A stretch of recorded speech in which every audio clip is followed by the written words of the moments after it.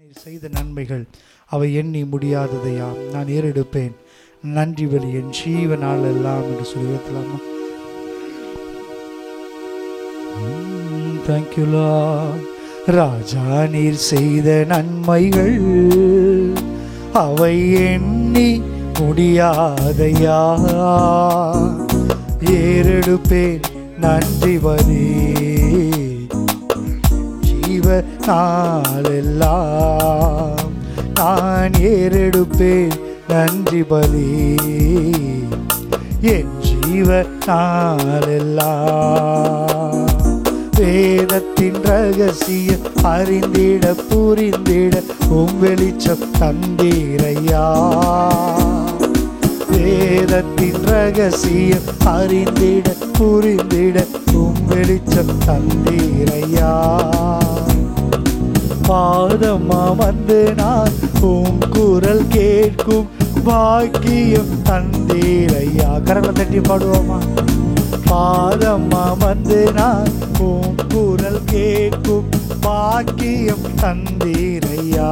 கரங்களை அசைத்து நன்றி ராஜா இயேசு ராஜா, நன்றி ராஜா இயேசு ராஜா, நன்றி ராஜா இயேசு ராஜா, நன்றி ராஜா இயேசு ராஜா. ராஜா நீர் செய்த நன்மைகள் அவை எண்ணி முடியாதையா. நான் ஏறெடுப்பேன் என் ஜீவ நாளெல்லாம். நான் ஏறெடுப்பேன் நன்றி பலி என் ஜீவ நாளெல்லாம். ஒவ்வொரு நாளும் உணவும் உடையும் தந்து பாதுகாத்து வந்தீரையா. ஒவ்வொரு நாளும் உணவும் உடையும் தந்து பாதுகாத்து தந்து ஒரு குறைவின்றி வழி நடத்தி வந்தீரையா. உடல் சுகம் தந்து ஒரு குறைவின்றி வழி நடத்தி வந்தீரையா. நன்றி ராஜா இயேசு ராஜா, நன்றி ராஜா இயேசு ராஜா, நன்றி ராஜா இயேசு ராஜா, நன்றி ராஜா இயேசு ராஜா. ராஜா நீர் செய்த நன்மைகள் அவை எண்ணி முடியாதையா. நான் ஏறெடுப்பேன் நன்றி பலி ஜீவ நாளெல்லாம். நான் ஏறெடுப்பேன் நன்றி பலி என் ஜீவ நாளெல்லாம். துன்பத்தின் பாதை நடந்த நாளில் தூக்கி சென்றீரையா. துன்பத்தின் பாதை நடந்த நாளில் தூக்கி அன்பரும் கரத்தால் அணைத்து அணைத்து நன்றி சொல்ல வைத்தீரையா. அன்பரும் கரத்தால் அணைத்து அணைத்து அதிசயம் செய்தீரையா. நன்றி ராஜா, நன்றி ராஜா, நன்றி ராஜா இயேசு ராஜா, நன்றி ராஜா இயேசு ராஜா, நன்றி ராஜா இயேசு ராஜா. ராஜா நீ செய்த நன்மைகள் அவை எண்ணி முடியாதையா. நான் ஏறெடுப்பேன் நன்றி பலி என் ஜீவ நாளெல்லாம். நான் ஏறெடுப்பேன் நன்றி பலி என் ஜீவ நாளெல்லாம். கூப்பிட்ட நாளில் மறுமொழி கொடுத்து விடுதலை தந்தீரையா. கூப்பிட்ட நாளில் மறுமொழி கொடுத்து விடுதலை தந்தீரையா. குறைகளை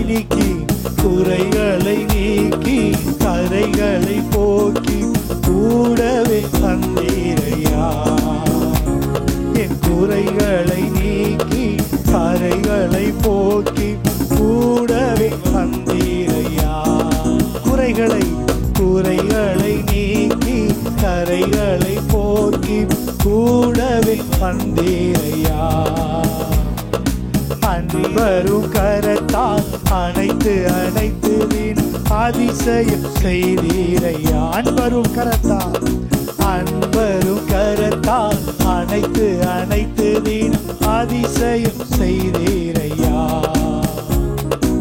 உடல் சுகம் தந்து ஒரு குறைவின்றி வழி நடத்தி வந்தே. சொல்லுங்கள், அறிக்கை செய்வோமா?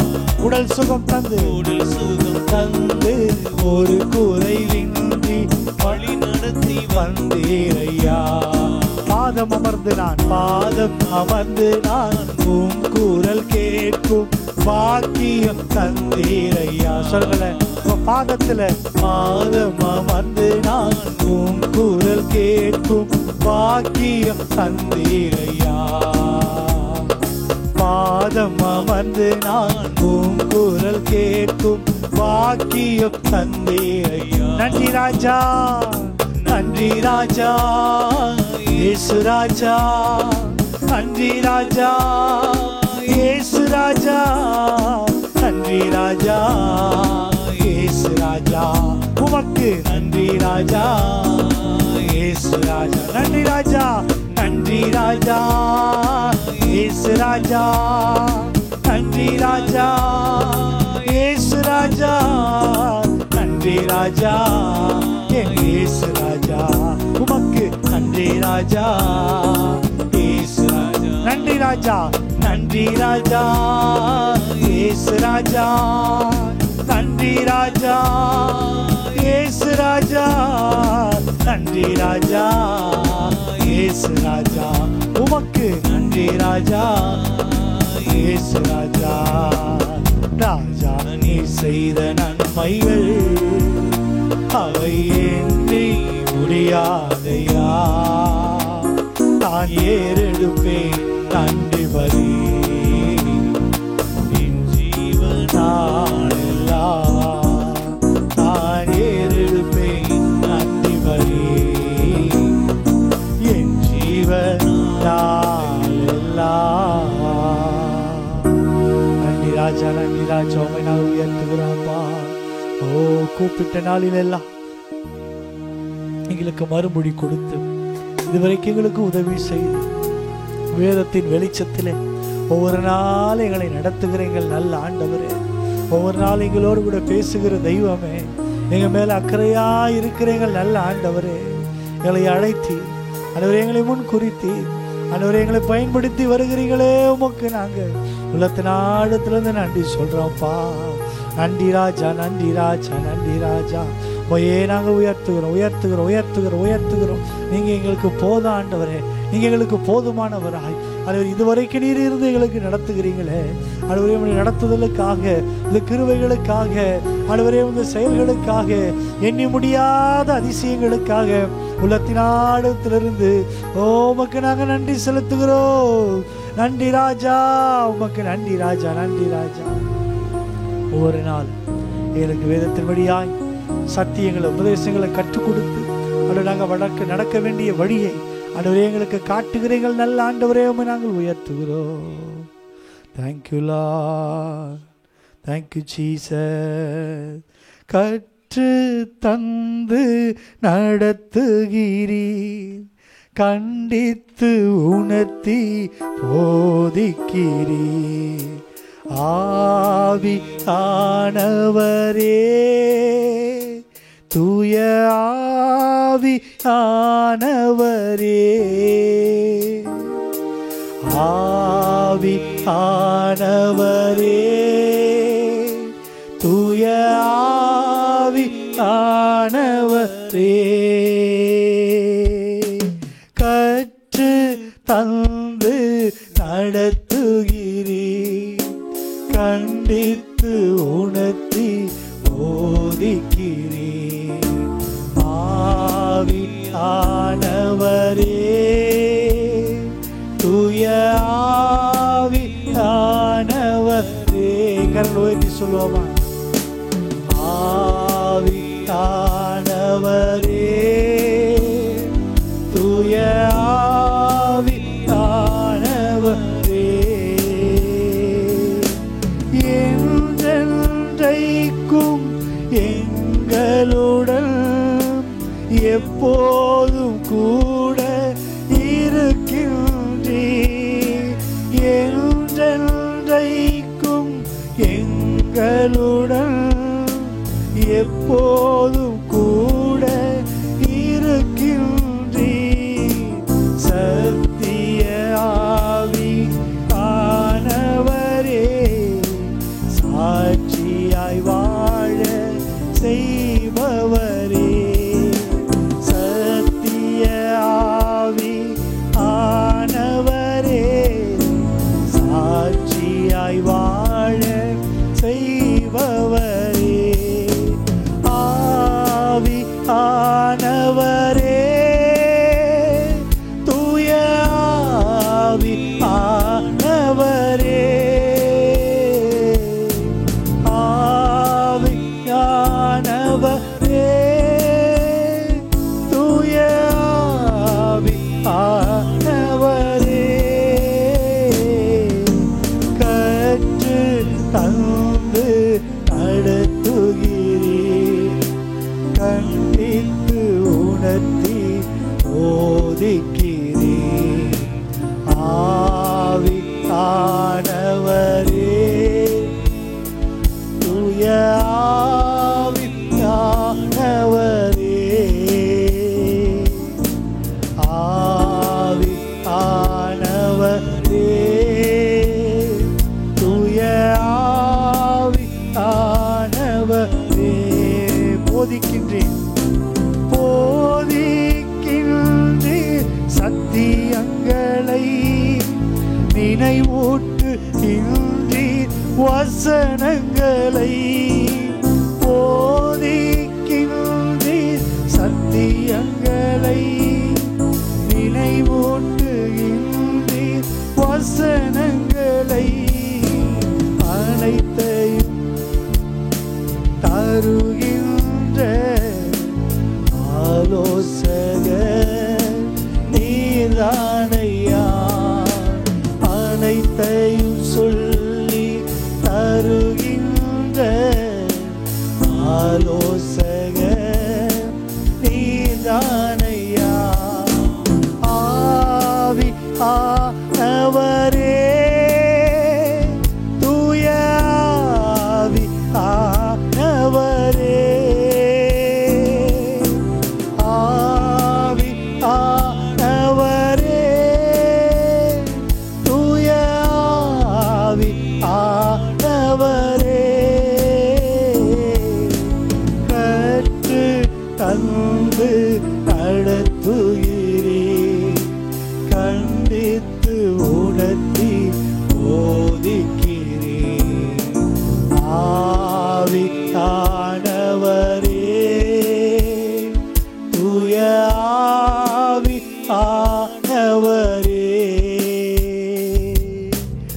ஆவி ஆனவரே,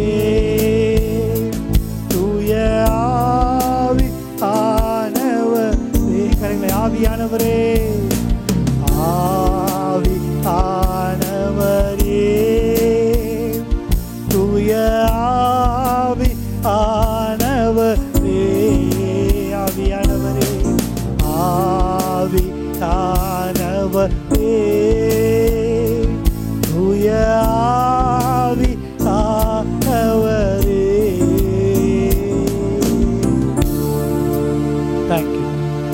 சங்கீதம் 32:8 ஆண்டவரே விதமாய் நாங்கள் வாசிக்கிறோமே, நான் உனக்கு போதித்து நீ நடக்க வேண்டிய வழியை உனக்கு காட்டுவேன், உன்மேல் கண்ணை வைத்து உனக்கு ஆலோசனை சொல்லுவேன் என்ற வாக்கின்படி ஒவ்வொரு நாள் ஆண்டவரே சத்தியத்தின் வழியாய், ஆண்டவரே ஜீவனுள்ள வார்த்தையின் வழியாய் ஒவ்வொரு நாள் ஆண்டவரே, ஆண்டவரே நீங்க எங்களை பரிசுத்தமாய் வாழ ஆண்டவரே நீர் எங்களை நீதியின் பாதையில, உத்தமத்தின் பாதையில, ஜீவனுள்ள வழியில, ஆண்டவரே நேர்மையான வழியில, நீதியுள்ள வழியில ஒவ்வொரு நாளும் நீர் எங்களுக்கு வார்த்தைகளை, வசனங்களை, சத்தியங்களை கற்றுக் கொடுத்து உமக்கு உகந்த தூய வழியாய் எங்களை ஒப்பு கொடுத்து ஒவ்வொரு நாளும் பரிசுத்தமாய் வாழ ஆண்டவரே ஜீவனுக்கு எதுவாய் நீர் எங்களை நடத்தும்படியாய் நாங்கள் ஜெபிக்கிறோம்ப்பா. எங்களுக்கு கற்றுத்தாங்க ஆண்டவரே. உன் பாதத்தில் அமர்ந்திருந்து தேவ ஆவியானுடைய சத்தத்தை அனுதினமும் நாங்கள் கேட்டு ஆண்டவரே நல் வழியில நாங்கள் நடக்க எங்களுக்கு விசேஷத்தை கிருபை தரும்படியாய் நாங்கள் வேண்டுகிறோம். எங்களை தாழ்த்துகிறோம், எங்களை ஒப்பு கொடுக்கிறோம். முதல் நாம மாத்திரம் எல்லாவற்றிற்கும் மேலாக மகிமைப்படட்டாம்ப்பா. ஆண்டவரே எல்லா துதி கன மகிமையாவும் ஒருவருக்கே செலுத்துகிறோம். இயேசுவின் நாமத்தினால் வேண்டுகிறோம் ஜீவனுள்ள எங்கள் நல்ல பிதாவே, ஆமென். ஆமென். தேவனுக்கு மகிமை உண்டாகட்டும். இந்த வேத பாட வகுப்புக்கு வந்திருக்கிற உங்கள் ஒவ்வொருவரையும் இயேசுவின் நாமத்தில் வாழ்த்தி ஆசீர்வதிக்கிறேன். கர்த்தரை குறித்த அறிவு தான் நம்மை வீணரும் கனியற்றவர்களுமாக இருக்க விடாது. நிச்சயமாக இந்த பாடங்களெல்லாம் நம்முடைய வாழ்க்கைக்கும் நமக்கும் மிக பிரயோஜனமாக இருக்கும் என்று நான் நம்புகிறேன். ரோமருக்கு எழுதின நிருபம் 8வது அதிகாரத்தை நம்ம தியானித்து கொண்டிருக்கிறோம். கடந்த வாரத்திலேருந்து அதை ஆரம்பித்தோம். 8வது அதிகாரத்திற்கு ஆவியானவரால் கிடைக்கும் வெற்றி, பரிசுத்த ஆவியின் வெற்றியின் சாவியை இந்த அத்தியாயத்தில் நம்ம படிக்க முடியும். 6வது அதிகாரம் கிறிஸ்துவில் நமது நிலையும், 7வது அதிகாரம் பழைய மனிதனும் பாவ பிரச்சனையும் விளக்குகிறது. இதன் தொடர்ச்சியாக 8வது அதிகாரம் 7வது அதிகாரத்தில் பழைய மனிதனின் பாவ பிரச்சனையையும் அது விளக்குகிறது. இதில் எப்படி விடுதலை கொடுப்பா, நான் நிர்பந்தமான மனுஷன், யார் என்னை விடுதலை ஆக்குவார் என்று பவுல் சொன்னபோ ஆவியின் பதம் அந்த 8வது அதிகாரத்தில் 23 முறை 15 வசனங்களில் வருகிறது. கடந்த வாரத்தில் 7 ஆவியானவருடைய காரண பெயர்களும் அவருடைய உதவிகளிலும் அப்படின்னு சொல்லி 2 அந்த காரண பெயர்களை பார்த்தோம். ஏனென்றால் இந்த உலகத்தில் பிதா பரலோகத்தில் இருக்கிறார், வலது பார்சத்தில் இயேசு இருக்கிறார், ஆவியானவருடைய யுகமாக, ஆவியானவருடைய காலமாக ஆவியான இந்த பூமியில் இருக்கிறார். இந்த ஆவியானவர் இந்த பூமியிலிருந்து நமக்கு செய்கிற உதவிகள் என்ன அப்படின்றது இந்த 8வது அதிகாரத்தில் நம்ம சிறப்பாக படிக்க முடிகிறது. அவர் பரிசுத்த ஆவியும் உதவியும் அவருடைய காரண பெயருமாக சேர்ந்து இது வெற்றியாக இருக்கிறதுனால் பரிசுத்த ஆவியானவரால் கிடைக்கும் வெற்றி என்று இந்த 8வது அதிகாரத்திற்கும் பேர் வச்சுருக்கோம். முதல் பரிசுத்த ஆவியானுடைய காரண பெயர் ஜீவனுடைய ஆவி, ஸ்பிரிட் ஆஃப் லைஃப். எதற்காக? நம்ம விடுவிக்க, பாவத்திலிருந்து சாபத்திலிருந்து நம்ம விடுதலையாக்க. 2வது தேவனுடைய ஆவி நமக்குள்ளரே வாசமாக இருக்க. கர்த்தருக்கு சுத்தம். இந்த மண்ணான சரீரத்துக்குள்ளே 9வது வசனத்தில் வாசிக்கிறோம், தேவ ஆவி உங்களில் வாசமாக இருந்தால் நீங்கள் மாம்சத்துக்குட்பட்டவர்களாக இராமல் ஆவிக்குட்பட்டவர்களாக இருப்பீர்கள் என்று இதுவரைக்கும் நம்ம கடந்த வாரத்தில் நம்ம தியானித்தோம். ஸோ தேவனுடைய ஆவி. 3வது கிறிஸ்துவின் ஆவி. 9வது வசனம் மீண்டும் வாசிப்போம். ரோமரிக்கார் எழுதின நிருபம் 8வது அதிகாரம் 9வது வசனம். தேவனுடைய ஆவி உங்களில் வாசமாயிருந்தால், தேவனுடைய ஆவி உங்களில் வாசமாயிருந்தால் நீங்கள் மாம்சத்துக்கு உட்பட்டவர்களாயிராமல், நீங்கள் மாம்சத்துக்கு உட்பட்டவர்களாயிராமல் ஆவிக்குட்பட்டவர்களாய் இருப்பீர்கள். நீங்கள் ஆவிக்குட்பட்டவர்களாய் இருப்பீர்கள். கிறிஸ்துவின் ஆவி இல்லாதவன் அவருடையவன் அல்ல. கிறிஸ்துவின் ஆவி இல்லாதவன் அவருடையவன் அல்ல. கிறிஸ்துவின் ஆவி இல்லாதவன் அவருடையவன் அல்ல. கிறிஸ்துவின் ஆவி. பரிசுத்த ஆவியானவருக்கு இன்னொரு பேர் கிறிஸ்துவின் ஆவி, அந்த ஸ்பிரிட் ஆஃப் கிரைஸ்ட். அது எதற்காக? அடையாளம் காண. நாம் கிறிஸ்துவ உடையவர்கள், கிறிஸ்துவை உடையவர்கள், கிறிஸ்துவுக்கு சொந்தமானவர்கள் அப்படின்றதுக்காக அந்த ஆவி. கர்த்தருக்கு ஸ்தோத்திரம். ஏனெனில் இயேசுவின் பெயரால் பிதாவாகிய தேவனை இயேசுவின் ஏற்றுக்கொள்கிற அத்தனை பேரும் தேவனுடைய பிள்ளைகளாக இருக்கிறோம். அவர் நாமத்தின் மேல் விசுவாசம் உள்ளவர்களாய் அவர் ஏற்றுக்கொண்டவர்கள் எத்தனை பேர்களோ அத்தனை பேரும் தேவனுடைய பிள்ளைகள் அதிகாரம் கொடுத்தார். அந்த கிறிஸ்து நமக்குள்ளார கொலோசியர் 1:27 மகிமை நம்பிக்கையாக நமக்குள் வாசமாயிருப்பதே அந்த ரகசியம். அந்த கிறிஸ்துவின் ஆவியானவர் நமக்குள்ளார மகிமை நம்பிக்கையாக இருக்கிறார். நமக்கு ஒரு அடையாளம் கொடுத்திருக்கிறார். ஆவியானவரே அந்த அடையாளமாக இருக்கிறார். நாம் கர்த்தருக்குரியவர்கள். கிறிஸ்துவினுடைய ஆவி இல்லாதவன் அவருடையவன் அல்ல. எபேசியரில் கூட பார்த்தீங்கன்னா 1:13 நீங்களும் உங்கள் ரட்சிப்பின் சுவிசேஷமாகிய சத்தியவசனத்தை கேட்டு விசுவாசிகளான போது வாக்குத்தத்தம் பண்ணப்பட்ட பரிசுத்த ஆவியால் அவருக்குள் முத்திரை போடப்பட்டீர்கள். அவருக்கு சொந்தமானவர்கள். 14 அவருக்கு சொந்தமானவர்கள், அவருடைய மகிமைக்கு புகழ்ச்சியாக மீட்கப்படுவார்கள் என்பதற்கு ஆவியானவர் நம்முடைய சுதந்திரத்தின் அச்சாரமாக இருக்கிறார். ஆவியானவர் நமக்குள்ளார இருந்து நமக்கு அடையாளத்தை கொடுக்கிறார். நம்ம யாருடையவர்கள்? கிறிஸ்துவனுடையவர்கள், நாம் தேவனுடையவர்கள் அப்படின்ற ஒரு அடையாளத்தை கொடுப்பதற்காக நமக்குள்ளே இருந்து இந்த காரியங்களை செய்கிறார். கர்த்தருக்கு ஸ்தோத்திரம். அவருடைய பிரசன்னம் அந்த அடையாளமாக இருக்கிறது, அச்சாரமாக இருக்கிறார். அதாவது நம்ம ஏற்கனவே பல முறை சொல்லியிருக்கோம், அச்சாரம் அப்படின்னா முன்பணம். அதாவது ஒரு பொருளை வாங்கிறதுக்கு வாங்கக்கூடிய கிரயம் முழுசாக இல்லைன்னு இல்லை, அதுக்கு முதல் மாதிரி ஒரு பணத்தை கொடுத்துட்டு அதை நான் வந்து வாங்கிக்கிறேன் அப்படின்ற மாதிரி பரிசுத்த ஆவியானவர் நம்ம ஆவியினால் முத்தரித்தை போட்டிருக்கிறாரு. அவருடைய வருகையிலே முழுவதுமாய் நாம் அவருக்கு சொந்தமானவர்களாக இப்போது நம்ம அவருக்கு சொந்தமானவர்கள் தான். ஆவியானவர் நம்மை அடையாளம் காட்டுவதற்காக, அடையாளம் காண நமக்குள்ளே இருக்கிறார். கர்த்தருக்கு ஸ்தோத்திரம். மத்தேயு 18:20 ஏனெனில் 2 பேராவது 3 பேராவது எங்கே என் நாமத்தினாலே கூடியிருக்கிறார்களோ அங்கே நான் இருக்கிறேன். கர்த்தர் நம்மோடு இருக்கிறார். ஆவியானவருடைய பிரசன்ன அதை நிறைவாக்கி நம்ம மத்தியில் அவர் இருக்கிறார் என்பதை காண்பிப்பதற்காக. மத்தேயு 28:18-20 வரைக்கும் வாசிச்சிங்கன்னா நீங்கள் சமீபத்தில் அவர்களும் வானத்திலும் பூமியிலும் சகல அதிகாரம் எனக்கு கொடுக்கப்பட்டிருக்கிறது. 19 ஆகையால் நீங்கள் புறப்பட்டு போய் சகல ஜாதிகளையும் சீஷராக்கி பிதா குமாரன் பரிசுத்த ஆவியின் நாமத்தினாலே அவர்களுக்கு ஞானஸ்தானம் கொடுத்து நான் உங்களுக்கு கட்டளையிட்ட யாவையும் அவர்கள் கை கொள்ளும்படி அவர்களுக்கு உபதேசம் பண்ணுங்கள். இதோ உலகத்தின் முடிவு பரியந்தம் சகல நாட்களிலும் நான் உங்களுடனே கூட இருக்கிறேன். அப்போ பரிசுத்த ஆவியானவர் உலகத்தின் சகல நாட்களிலும் ஊழியம் செய்யும் போது நம்மோடு இருக்கிறார் என்கிற அவருடைய பிரசனத்தை கொண்டு அதை மெய்ப்பிக்கிறார், உறுதிப்படுத்துகிறார். அப்போ கிறிஸ்துவின் ஆவி உடையவர்களாக நாம் இருக்கிறோம். அது எதுக்கு? நான் தேவனுக்கு சொந்தமானவர்கள், தேவனுக்கு சொந்தமானவர், மகிமையின் புகழ்ச்சிக்காக மீட்கப்பட வேண்டியவர்கள். இந்த பொருள் யாருக்குங்க சொந்தம் அப்படின்னா அதுக்குரிய முத்திரை அதுக்குள்ளே இருக்கணும். இயேசுவிடத்தில் நாணயத்தை கொடுத்து இல்லை இயேசு இடத்துல கேட்டாங்க, ராயனுக்கு வரி கொடுக்கறது நியாயமா இல்லையான்னு. அப்போ உங்களிடத்துல இருக்கிற நாணயத்தை காட்டுங்கன்னு. இது யாருடையது? ராயனுடையது. அப்போ இதில் இந்த முத்திரை யார் முத்திரை இருக்குது? ராயனுடையது.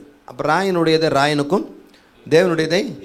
அப்போ அந்த முத்திரை யாருடையதாக இருக்கிறதோ அது அவர்களுக்கு சொந்தம். நமக்கு மேலே ஒரு முத்திரை போடப்பட்டிருக்கு, பரிசுத்த ஆவியான முத்திரை போட்டிருக்காரு. நாம் தேவனுக்கு சொந்தமானவர்கள். பிசாசு திருட முடியாது, பிசாசு கை வைக்க முடியாது. அப்போ பரிசுத்த ஆவியானவர் நமக்குள்ளே இருந்து வைராக்கிய வாஞ்சையாக இருக்கிறாராம். அதாவது யாக்கோபு 4:4 நினைக்கிறேன், உலக சிநேகம் தேவனுக்கு விரோதமான பகை, விபச்சாரரே விபச்சாரிகளே அப்படின்னு தான் ஆரம்பிக்கும் அந்த வசனம். உலக சிநேகம் தேவனுக்கு விரோதமான பகை என்று அறியீர்களா? ஆகையால் உலகத்துக்கு சிநேகிதனாய் இருக்க விரும்புகிறவன், உலகத்துக்கு சிநேகிதனாய் இருக்க விரும்புகிறவன் தேவனுக்கு பகைஞனாய் இருக்கிறான். உலகத்துக்கு சிநேகிதனா இருக்கிறவனை தான் ஆண்டவர் என்ன யாக்கோபு எழுதுகிறாரு, என்னன்னு? விபச்சாரரே விபச்சாரிகளே. அவங்கள தான் விபச்சாரரே. அவங்கள ஏன்னா நீ ஆண்டவரை விட்டு உலகத்தை சிநேகிச்சின்னா நீ ஆவிக்குரிய விபச்சாரம். ஏன்னா 5வது வசனத்துல நம்மில் வாசமாயிருக்கிற ஆவியானவர் நம்மிடத்தில் வைராக்கிய வாஞ்சியா இருக்கிறார் என்று வேத வாக்கியம் வீணாய் சொல்லுகிறது என்று நினைக்கிறீர்களா? அப்போ நம்மிடத்துல வாசமாயிருக்கிற ஆவியானவர் எப்படிப்பட்டவராம்? வைராக்கிய என்னுடையது, அது என்னுடைய எடுத்து நீ எப்படி எடுக்கலாம் அப்படின்ற ஒரு வைராக்கிய வாஞ்சையா இருக்கிறார் என்று வேத வாக்க வீணா சொல்கிறது என்று அறியீர்களா? உங்களுக்குள்ள ஆவியானவர் முத்திரையா போடப்பட்டிருக்கிறாரு. மீட்கப்படும் நாளுக்கென்று முத்திரையாக பெற்றிருக்கிறீங்க. அந்த அச்சாரமாக அவர் கொடுத்துருக்கிறார் அந்த ஆவி. இந்த ஆவியை பெற்ற நாம் உலகத்தோடு சிநேகம் வச்சுருந்தா ஆவியானவர் எப்படி இருப்பாராம்? வைராக்கியம், என்னுடையது நீ எடுத்துக்கிறியா நீ அப்படின்னு அடையாளம். அப்போ நாம் தேவனுடையவர்கள், கிறிஸ்துவுக்கு உரியவர்கள். கிறிஸ்துவின் ஆவி நமக்குள்ளே இருந்து அடையாளம் காணுவதற்காக அவருடைய திவ்ய பிரசனம், கர்த்தருக்கு ஸ்தோத்திரம், நாம் அவருடையவர்கள் என்பதை வெளிப்படுத்தி காண்பிக்கிறது. ஆமென்.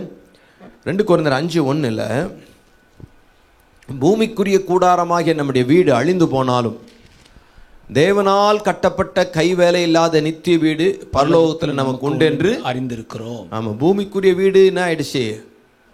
அழிந்து போனாலும் நம் தேவனால் கட்டப்பட்ட நித்திய வீடு பரலோகத்தில் நமக்கு உண்டென்று அறிந்திருக்கிறோம். அப்போது அங்கே மரணம் மற்ற காரியத்தை பற்றி தான் அங்கே பேசுகிறாரு. அதாவது சரீரமாகிய வீடு அழிந்து போனாலும் பரலோகத்தில் நமக்கு ஒரு தங்கறதுக்கு ஒரு வீடு இருக்குது. ஆவியாகிய அச்சாரம் நமக்குள்ளே இருக்கிறாரு. இந்த சரீரமாகிய வீட்டில் அவர் குடியிருக்கிறார். 5வது வசனத்தை வாசிங்கன்னா, இதற்கு நம்மை ஆயத்தப்படுத்துகிறவர் தேவனே. இதற்கு நம்மை ஆயத்தப்படுத்துகிறவர் தேவனே. ஆவி என்னும் அச்சாரத்தை நமக்கு தந்தவரும் அவரே. ஆவி என்னும் அச்சாரத்தை நமக்கு தந்தவரும் அவரே. அச்சாரமா, அதாவது அச்சாரம்னா அந்த முன்பணம் போட்டு நம்ம முத்திரை குத்தி இது இவர்கள் இந்த கம்பெனிக்கு சொந்தம், இது இவருக்கு சொந்தம், இதை யாரும் வாங்க முடியாது அப்படின்ற ஒரு அச்சாரத்தை கர்த்தர் தந்து விட்டார். அப்போ நாம் உலகத்துக்கு சொந்தம் இல்லை, பிசாசுக்கு சொந்தம் இல்லை, மனிதர்களுக்கு சொந்தம் இல்லை, நாம் தேவனுக்கு சொந்தம். ஆமென். நாம் தரிசித்து நடவாமல் விசுவாசித்து நடக்கிறவர். அப்போ எனக்கு ஆண்டவருக்கு சொந்தம்னு எங்கே போட்டுக்குது அதெல்லாம் பார்க்கணும்னு அவசியம். விசுவாசித்து நடக்கிறோம். 7 இந்த தேகத்திலே குடியிருக்கையில் கர்த்தரிடத்தில் குடியிராதவர்களாய் இருக்கிறோம் என்று அறிந்தும் எப்பொழுதும் தைரியமாக இருக்கிறோம். எப்போதும். அப்போ ஆண்டவர்கிட்ட இல்லாத மாதிரி இருந்தாலும் நம்ம நீ ஆண்டவர் உங்ககிட்ட இருக்கிறான்ற எப்படி காட்டியான்னா நான் அதெல்லாம் காட்ட முடியாது அவன்கிட்ட, அது அவனுக்கு புரியாது. ஆனால் நம்ம எப்படி இருக்கிறோம்? தைரியமாகவே இருக்கிறோம். கர்த்தரிடத்தில் குடியிராதவர்களாய் இருக்கிறோம் என்று அறிந்தும் இல்லாத மாதிரி அவங்களுக்கு தெரிஞ்சிருந்தாலும் நம்ம எப்படி தான் இருக்கிறோம்? தைரியமாகவே இருக்கிறோம். ஆமென். 8வது வசனம், நாம் தைரியமாகவே இருந்து இந்த தேகத்தை விட்டு குடி போகவும், இந்த தேகத்தை தைரியமாகவே கூடியிருந்து தேகத்தை விட்டு குடி போகவும் கர்த்தரிடத்தில் குடியிருக்கவும் அதிகமாய் விரும்புகிறோம். ஹல்லேலூயா. அப்போது இந்த தேகத்தில் நம்ம குடியிருக்கிறோம். கர்த்தர் நம்ம இடத்துல குடியிருக்கிறார். அவர் உலகத்தில் இருக்கிற வரைக்கும் அவர் நம்மோடு இருக்கிறார். இந்த உலகத்தை விட்டு நம்ம பிரிஞ்சோம்னா நாம் அவரோடு கூட இருக்க போகிறோம். இதை விசுவாசித்து நம்ம நடக்கணும். தரிசித்து பார்த்து செய்யல, விசுவாசித்து நம்ம நடக்கணும். கர்த்தருக்கு ஸ்தோத்திரம். அப்போது அதாவது இந்த உலக பிரகாரமாக கர்த்தரிடத்திலிருந்து நம்ம பிரிந்து இருக்கிறோம். ஆனால் ஆன்மீக ரீதியில் கிறிஸ்துவான நம்மோடு இருப்பதை ஆவியின் மூலம் நம்மை தேவன் உணர்த்துகிறார், உறுதிப்படுத்துகிறார். ஆவியின் மூலமாக கர்த்தர் என்ன பண்ணுறாரு? நீங்கள் கிறிஸ்துவோடு இருக்கிறீங்க, அந்த ஆவியானவர் தான் நீங்கள் கிறிஸ்துவுக்கு சொந்தமானவர்கள் அப்படின்னு அடையாளம் காண்பதற்காக அந்த கிறிஸ்துவின் ஆவியானவர் நமக்கு உதவி செய்கிறார். நீங்கள் யாருக்கு சொந்தம்னா கிறிஸ்துவுக்கு சொந்தம், தேவனுக்கு சொந்தம் அப்படின்னு. அப்போ இந்த தேகத்தில் நம்ம குடியிருக்கிறோம். குடியிருந்தாலும் சரி, குடியிராமல் போனாலும் சரி, தைரியமாகவே இருக்கிறோம். கர்த்தருக்கு ஸ்தோத்திரம்.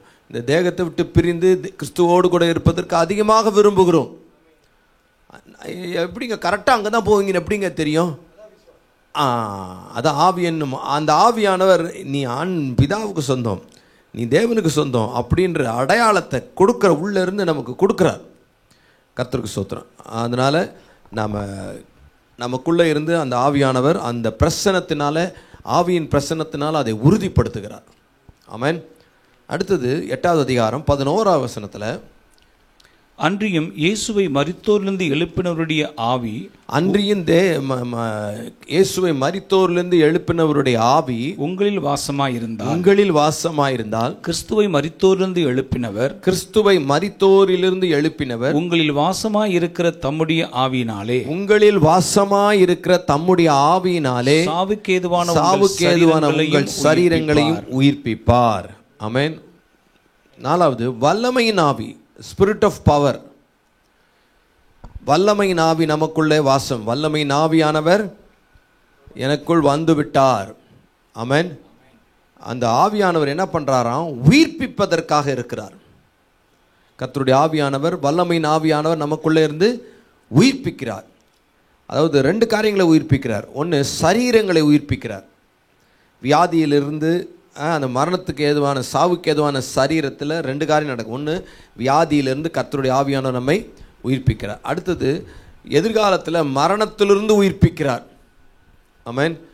கர்த்தருக்கு சொத்து. 1 கொரிந்தியர் 15:52, 1 தெசலோனிக்கர் 4:14, யோவான் 6:39 வாசிங்களேன். 1 கொரிந்தியர் 15:52 ஆவி கிறிஸ்துவான மகிமை ரகசிய வருகையில் எக்காலம் தோனிக்கும் போது மரித்தோர் அழிவில்லாதவர்களாக எழுந்திருப்பார்கள், நாமும் மறுரூபமாக்கும். நாம் எழுந்திருப்போம். மரித்தோரிலிருந்து இது பெரிய நமக்குள்ள இருக்கிற ஆவியானவர். கர்த்தருக்கு ஸ்தோத்திரம். இந்த செத்து போன சரீரம் மண்ணோட மண்ணாக போய் அழுகி போச்சு, எலும்பு எல்லாம் ஒழிஞ்சு போய் எதுவும் எலும்பு கூட ஆகுது, இது எப்படிங்க இந்த சரீரம் உயிர்ப்பிக்கும் அப்படின்னு பெரிய ஒரு இது இருக்கும். அதான் வல்லமையின் ஆவியானவர் மரித்தோரிலிருந்து நம்மை உயிர்ப்பிப்பார். அழிவில்லாததான் இது இருந்திருக்கும். அதே போல் 1 தெசலோனிக்கே 4:16 யோவான் 6:39 ஏனெனில் கர்த்ததாமே ஆரவாரத்தோடும் பிரதான தூதனுடைய சத்தத்தோடும் தேவ காலத்தோடும் வானத்திலிருந்து இறங்கி வருவார். அப்பொழுது கிறிஸ்துவுக்குள் மரித்தவர்கள் முதலாவது எழுந்திருப்பார்கள். கிறிஸ்துவுக்குள் மரித்தவர்கள் முதலாவது எழுந்திருப்பார்கள். பின்பு உயிரோடு இருக்கிற நாம் கர்த்தருக்கு எதிர்கொண்டு போவோம். மேகங்கள் மேல் அவர்கள் கூட ஆகாயத்தில் எடுத்துக்கொள்ளப்படுவோம். 6:39 யோவான்ல, அவர் எனக்கு தந்தவைகள் ஒன்றை நான் இழந்து போகாமல் கடைசி நாளில் அவைகளை எழுப்புவதே என்னை அனுப்பின பிதாவின் சித்தமாக இருக்கிறது. அப்போது கடைசி நாளில் கர்த்தர் 2 காரியங்கள். ஒன்று, சரீரத்திலிருந்து நம்ம உயிர்ப்பிக்கிறார். இன்னொன்று, மரித்து போன அந்த சரீரத்து எதிர்காலத்தில் அவருடைய வருகையில் அல்லது கடைசியில் கர்த்தர் நம்முடைய சரீரத்தை உயிர்ப்பித்து அது மகிமையான சரீரமாக மாறும். கர்த்தருக்கு ஸ்தோத்திரம். கடைசி நாளில் அதை அப்படி செய்கிறார். ஆமென். சரீரம் மரணத்தினால் என்றென்றைக்கும் அழிக்கப்பட போகிற தற்காலிக வீடு மட்டுமல்ல. இந்த சரீரம் மரணத்தினால ஒரு நாள் என்ன பண்ணுவது, அழிக்க தான் போகுது. இந்த சரீரம் மரணம் மாறும்போது இந்த சரீரம் என்ன ஆகிடும், அழிஞ்சிடும்.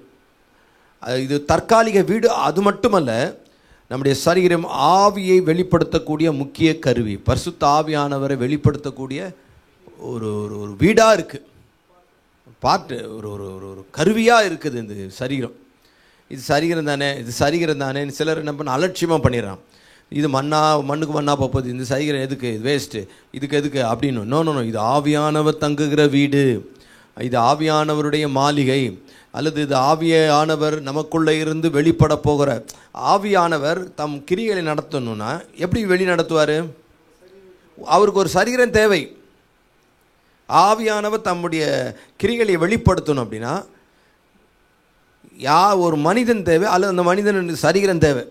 அந்த மனிதன் பரிசுத்தாவினால் நிரப்பப்பட்டு அப்படி செயல்படும் போது ஆவியானவர் அவனுக்குள்ளே இருந்து உயிர்ப்பிக்கிற ஆவியானவராக செயல்படுகிறார். அப்போ இது வெறும் சரீரம் மாத்திரமல்ல, இது மரணத்தினால அழிக்கப்பட போகிற சரீரம் மட்டுமல்ல, ஆவியானவரால் பயன்பட போகிற பெரிய ஒரு கருவி இது. அல்லேலூயா. அதனால் துப்பாக்கி இருந்ததுன்னா அந்த துப்பாக்கி இது வேஸ்ட், இது அப்படின்னு இல்லை, அதை வச்சு தான் சுட போகிறோம். அதை தான் குண்டை போட்டு சுடணும். இப்போ இது இது ஒரு கருவி சரீரம். அதனால் இதை பயன்படுத்த வேண்டும், இது சரியாக பராமரிக்க வேண்டும், சரியாக பாதுகாக்க வேண்டும். கிறிஸ்துவின் சரீரத்தைப் போலவே நம்முடைய சரீரம் எழுப்பப்பட்டு மகிமைப்படுத்தப்பட்டிருக்கும். ஆமென். இயேசுவை மரித்தோரிலிருந்து எழுப்பினவருடைய ஆவி, கிறிஸ்துவை மரித்தோரிலிருந்து எழுப்பின 11 அதனை வாசிக்கிறோம். ரோமர் 8:11. கிறிஸ்துவை மரித்தோரிலிருந்து எழுப்பின ஆவி உங்களில் வாசமாயிருந்தால், கிறிஸ்துவை மரித்தோரிலிருந்து எழுப்பினவருடைய ஆவி உங்களில் வாசமாயிருந்தால். ஆமென். அப்போ கிறிஸ்துவை பிலிப்பியர் 3:21 வாசிக்கிறீங்களேன். பிலிப்பியர் 3:21.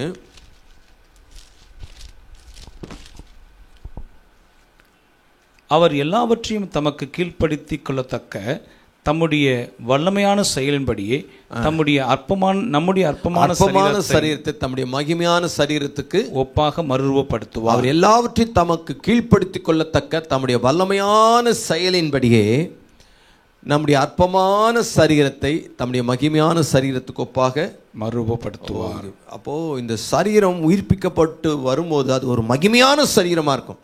உயிர்த்தெழுந்த சரீரத்தில் கிறிஸ்து இயேசு பூட்டப்பட்ட அறைக்குள்ளே நுழைந்தார். ஏன்னா அது மகிமையான சரீரம். அது கதவு தட்டுங்க, கதவு திறங்க, நான் போகிறேன் அப்படின்னு இல்லை, அது அவராக நுழைய முடியும். கர்த்தருக்கு ஸ்தோத்திரம். அது ஒரு மகிமையான சரீரம். என்ன சொல்ல விரும்புகிறேன், அப்படிப்பட்ட உயிர்த்தெழுதல் நமக்கு உயிர்ப்பிக்கிறார் இந்த வல்லமையின் ஆவியானவர். ஆமென். ஒன்று சரீரங்கள்லேருந்து வியாதியை உயிர்ப்பிக்கிறார். மரித்த பிறகு நம்முடைய சரீரங்களை மண்ணோடு மண்ணாக அழுகி போல. அதனால தான் கிறிஸ்துவ நம்பிக்கை என்னென்னா, மரித்தாலும் அவர்களை திரும்பவும் மீண்டும் அவருடைய வருகையிலே நாம் பார்ப்போம். ஆமென். இது புதைக்கலை விதைக்கிறோன்றோம். விதைக்கும் போது நம்பிக்கையோடு விதைக்கிறது போல் சரீரத்தை அடக்கம் பண்ணும்போது அப்படிப்பட்ட நம்பிக்கையோடு அடக்கம் பண்ணுகிறோம். கர்த்தருக்கு ஸ்தோத்திரம். அதனால் ஆவியானவர் கிறிஸ்துவை மரித்தெழுந்து எழுப்பினார். அதே உயிர்த்தெழுதலின் வல்லமையை நம்மால் அனுபவிக்க முடியும். 2 காரியங்கள் உடல் சாவுக்கு ஏதுவாகின்றன. உடல் சாவுக்கு ஏதுவான இந்த சரீரத்தை என்ன படிக்கிறோம்? 11 அன்று இயேசு மரித்தெழுந்து எழுப்பினுடைய ஆவி உங்களில் வாசமாயிருந்தால் கிறிஸ்துவ மரித்தெழுந்து எழுப்பினர் உங்களில் வாசமாயிருக்கிற தம்முடைய ஆவியினாலே சாவுக்கேதுவான உங்கள் சரீரங்களை, இந்த சரீரம் எப்படிப்பட்ட சரீரம்? அப்போ சாவுக்கேதுவாகின்றன. காரணம் என்ன? பாவம். பாவம் அதன் 2வது அதன் விளைவாகிய வியாதி. அதனால் இந்த சரீரம் ஆகிடுது சாவுக்கு ஏதுவாகிடுது. சரீரம் சாவுக்கு ஏதுவாக மாறுறதுக்கு காரணம் பாவம். பாவம் செய்ததினால் வருகிற விளைவினால் வர்றது வியாதி. கர்த்தருக்கு ஸ்தோத்திரம். அப்போது ஆண்டவர் இயேசு கிறிஸ்து சொன்னார் அந்த திமிர்வாதக்காரனை பார்த்து, மார்க் 2வது அதிகாரம் 11ஆம் வசனத்தில், நீ எழுந்து படுக்கை எடுத்துக்கொண்டு உன் படுக்கையை எடுத்துக்கொண்டு உன் வீட்டுக்கு போ என்று உனக்கு சொல்லுகிறேன் என்றார். நீ எழுந்து நட, அப்படி உன் பாவங்கள் உனக்கு மன்னிக்கப்பட்டது, நீ எழுந்து நட.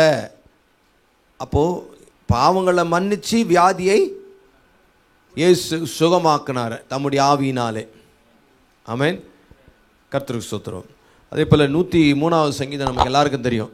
என் ஆத்மாவே கர்த்தரை ஸ்தோத்திரி, என் முழுவலுமே பரிசுத்த நாமத்தை ஸ்தோத்திரி, என் ஆத்மாவே ஸ்தோத்திரி, அவர் செய்த சகல உபகாரங்களை மறவாதே. 3வது வசனம், அவர் உன் அக்கிரமங்களெல்லாம் மன்னித்தார், உன் நோய்களெல்லாம் வியாதியை நோய்களை குணமாக்கினார். ஆமென்.